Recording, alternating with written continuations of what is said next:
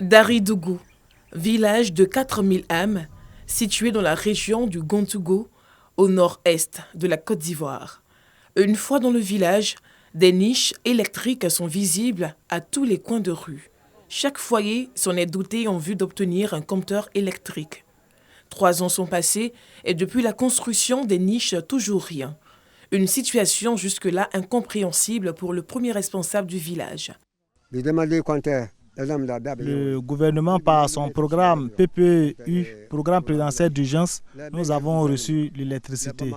Après ça, il faut dire, les lampadaires s'allument, mais nous n'avons pas encore reçu de compteur. Nous avons passé la demande, les niches aussi ont été construites, mais malheureusement. Si certains n'ont que des lampes et des torches pour se frayer un chemin au crépuscule et illuminer leurs couchettes, d'autres par contre ont le privilège des panneaux solaires. On se débrouille avec les panneaux solaires. Quand le soleil, ça peut charger. Et le jour, il n'y a pas de soleil, il n'y a pas de lumière. C'est ce que certains payent pour leur ménage. Le sous-préfet, on a déposé plusieurs rapports à son bureau. Il est en train de batailler dur concernant ces problèmes de compteurs sociaux. Mais pour le moment, on n'a pas encore vu le jour. Donc, notre solution, l'idéal, c'est ça. C'est pour que vraiment ces compteurs sociaux puissent être en vue pour bénéficier Dari-Dougou de la lumière totale. Abou, agriculteur d'une trentaine d'années, utilise cette ressource énergétique depuis 2 ans et fait du social auprès des siens. Sous nos yeux, dans son salon, plus d'une trentaine de téléphones portables branchés. Des téléphones appartenant au voisinage. C'est avec le porte-panneau qu'on se débrouille. C'est avec ça on charge les portables. Chaque jour, je peux charger plus que 30 portables. Il y a d'autres qui vendent pour eux, mais pour moi, je ne vends plus.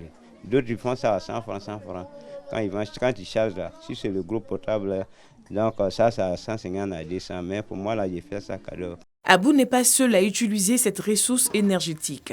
Des foyers qui en ont les moyens en possèdent. Heureusement, au coucher du soleil, le village est éclairé par ces lampadaires.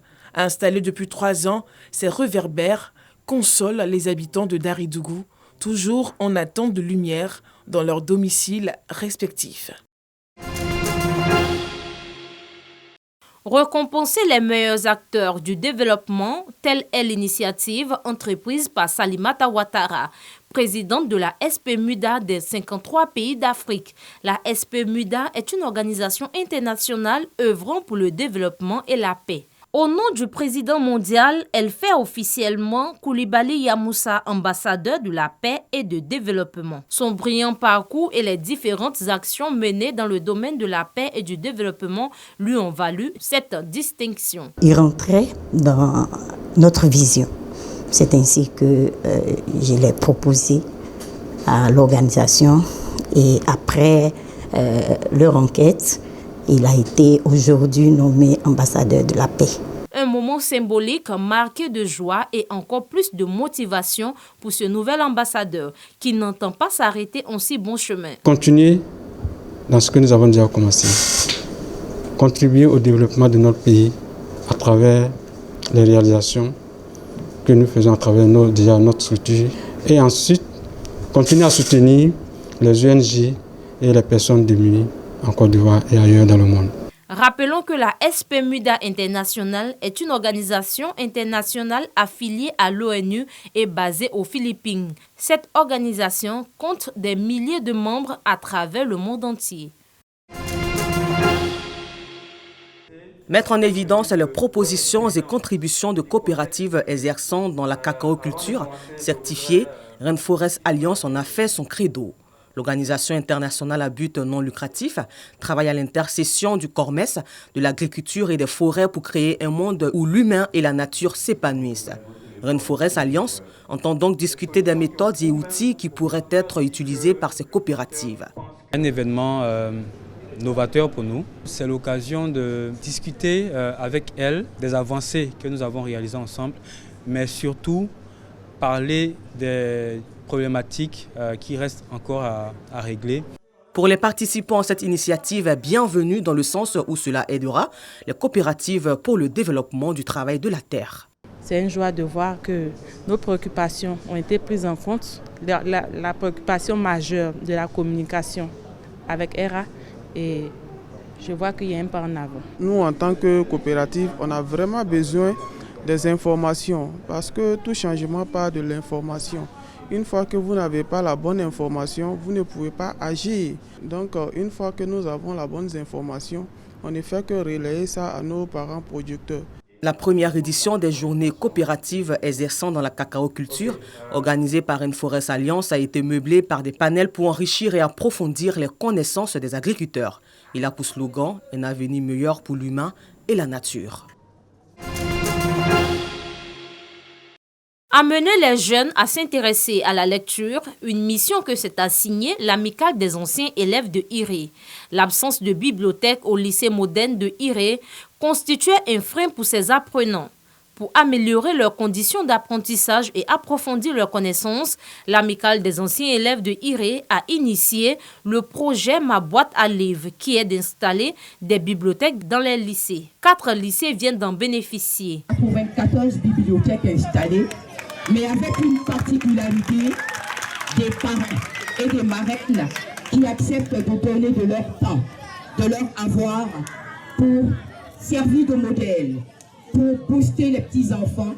Une initiative qui vient ravir les encadreurs et les élèves. Je remercie notre grand frère de nous avoir apporté des livres pour qu'on puisse lire. J'encourage mes amis à aimer la lecture. La majorité de nos élèves ont des soucis de lecture. Donc il était impérieux pour nous de répondre à ce déficit-là, à cette carence de lecture. Et nous avons trouvé ingénieux d'initier ce projet, qui est le projet Ma boîte à livres, de susciter le goût de la lecture pour nos jeunes frères qui sont encore sur les bancs à Iré. Le projet Ma boîte à livres est évalué à plus de 3 millions de francs CFA.